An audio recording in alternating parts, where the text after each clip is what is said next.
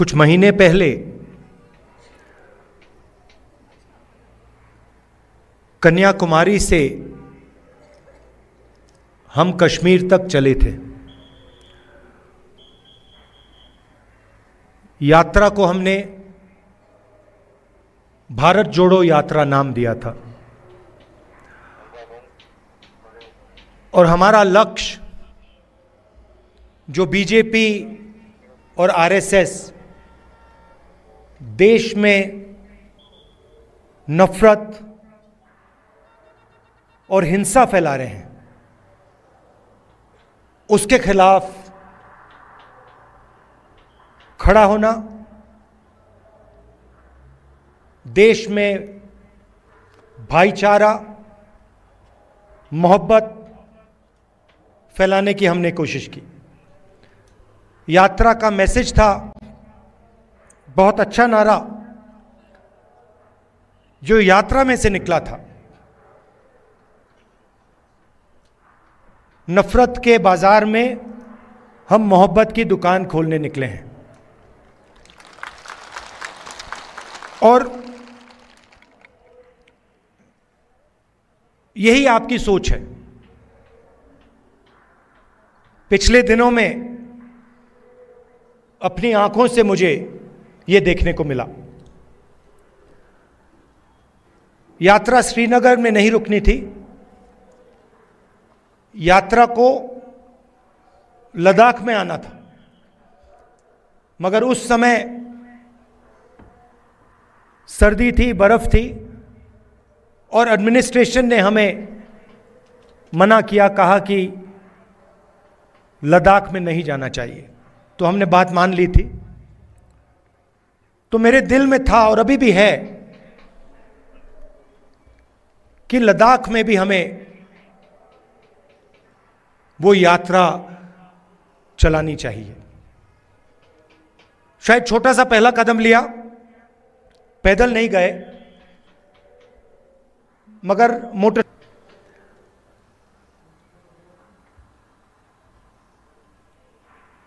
और लद्दाख के कोने कोने में मैं गया, लोगों से बात की, गरीब लोगों से, माताओं बहनों से, युवाओं से, और जो आपके दिल में है उसको समझने की कोशिश की। दूसरे नेता हैं, वो अपनी मन की बात करते हैं। मैंने सोचा मैं आपकी मन की बात सुनूं।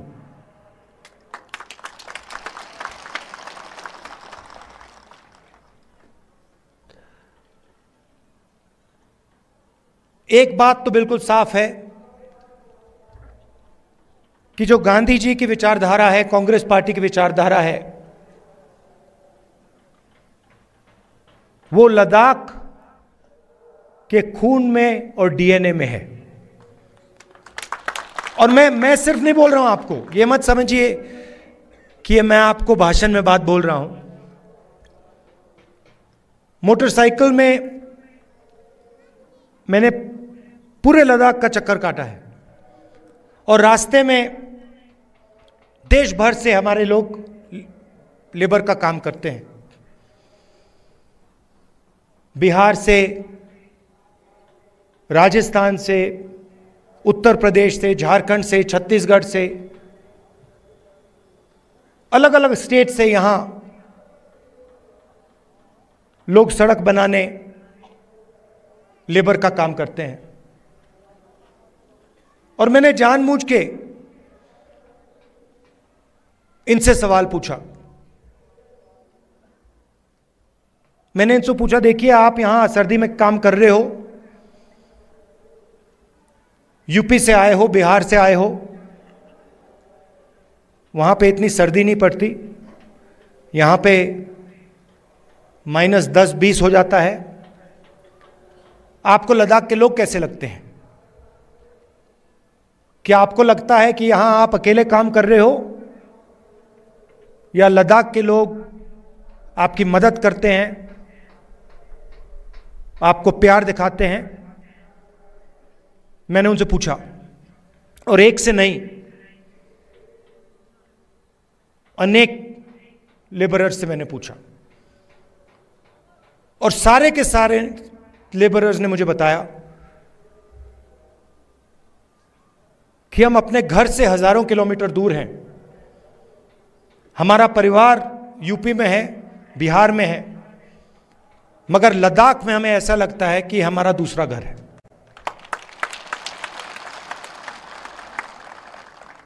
यहां पे जो भी कठिनाई होती है, पत्थर गिर जाते हैं, चोट लग जाती है, सर्दी होती है, भूख लग जाती है, लद्दाख के लोग हमारी मदद करते हैं, और जब भी हम उनके पास मदद के लिए जाते हैं, वो एकदम हमारी मदद करते हैं। तो ये आपके डीएनए में है। आप एक साथ इज्जत के साथ बिना नफरत के रहते हो, और जो कांग्रेस पार्टी विचारधारा है वो आपके दिल के अंदर है। तो इस दौरे में आपने मुझे क्या बताया? सबसे पहले आपने बोला कि जो आपका रिप्रेजेंटेशन होना चाहिए, जो आपकी राजनीतिक आवाज होनी चाहिए, जो आपके लोकल गवर्नमेंट्स के लीडर होने चाहिए, वो आवाज आपकी दबाई जा रही है। आप जरूर यूनियन टेरिटरी बने, मगर आपके जो हक हैं, आपके जो अधिकार हैं, वो आपको नहीं मिल रहे हैं। ये आपने पहली बात बोली। दूसरी बात आपने बोली कि जो रोजगार के वायदे आपसे किए गए थे, वो वायदे झूठे थे, और लद्दाख के कोने कोने में अगर किसी भी युवा से बात की जाए, वो आपको कहेगा कि लद्दाख बेरोजगारी का एपिसेंटर है। तीसरी बात आपने बोली कि जो सेलफोन की कवरेज होनी चाहिए, जो कम्युनिकेशन का सिस्टम होना चाहिए, वो नहीं है। यहां शायद आपने लोकल एयरपोर्ट की भी बात की कि यहां पे आपका एयरपोर्ट है मगर हवाई जहाज नहीं आता है।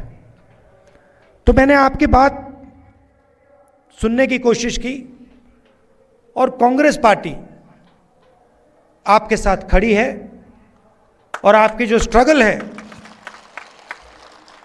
चाहे वो आपकी जमीन का मामला हो, चाहे वो रोजगार का मामला हो, चाहे वो आपका जो कल्चर है, आपकी जो भाषाएं हैं, उसकी रक्षा करने की बात हो, हम आपके साथ एक साथ खड़े हैं।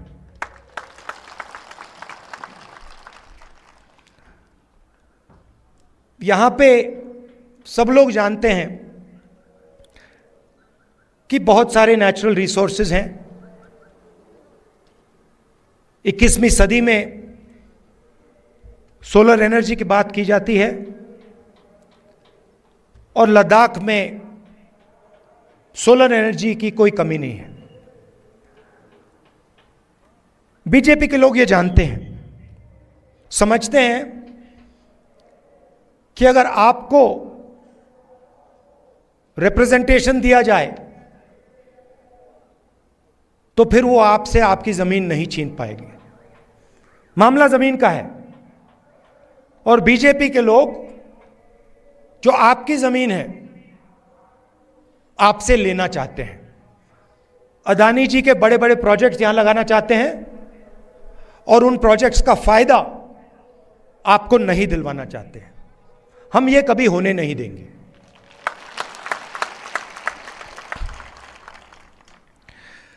कांग्रेस पार्टी ने जो ले की एपेक्स बॉडी है, और कारगिल डेमोक्रेटिक अलायंस जो है और इनकी जो डिमांड्स हैं उनका हमने पूरा समर्थन किया है।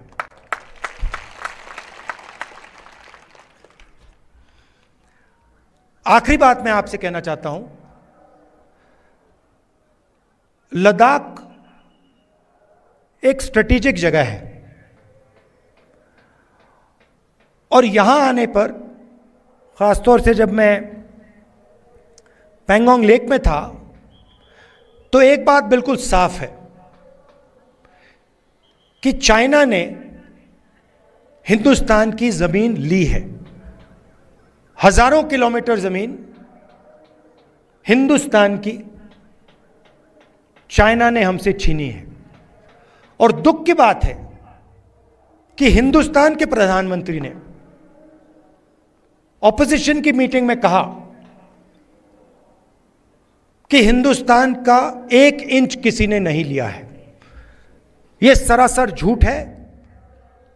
लद्दाख का हर व्यक्ति इस बात को जानता है कि लद्दाख की जमीन चाइना ने हिंदुस्तान से ली है और प्रधानमंत्री जी सच नहीं बोल रहे हैं। और आपका जो रोल रहा है, खासतौर से कारगिल का रोल रहा है, उसके बारे में भी मैं कहना चाहता हूं। जब भी हिंदुस्तान को आपकी जरूरत पड़ी है, जब भी बॉर्डर पे युद्ध हुआ है, तो कारगिल के लोग एक आवाज के साथ हिंदुस्तान के साथ खड़े हुए हैं। यह आपकी हिस्ट्री है। यह आपने एक बार नहीं, अनेक बार देश को दिखाया है। तो मैं इसके लिए आपको दिल से धन्यवाद करना चाहता हूं और आपको आश्वासन देना चाहता हूं कि इस देश में बहुत सारे धर्म के लोग हैं, अलग अलग जात के लोग हैं, अलग अलग भाषाएं बोलते हैं लोग। हमारे लिए सब लोग एक हैं और इस देश में सब लोगों को इज्जत से, मोहब्बत से रहना चाहिए।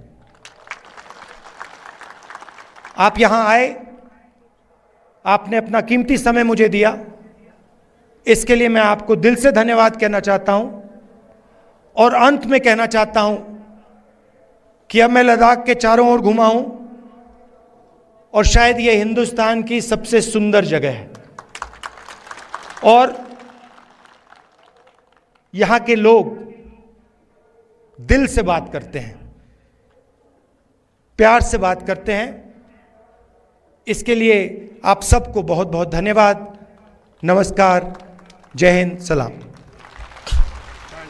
एक आखिरी चीज बोलना चाहता हूं, एक आखिरी चीज बोलना चाहता हूं। लद्दाख के हर रीजन में आपके लोकल इश्यूज हैं और लद्दाख की भी सेंट्रल इश्यूज हैं। और मैं आपको कहना चाहता हूं कि अगला जो पार्लियामेंट सेशन होगा उसमें मैं आपके जो मेन मुद्दे हैं उनको पार्लियामेंट में आपके लिए उठाऊंगा। धन्यवाद।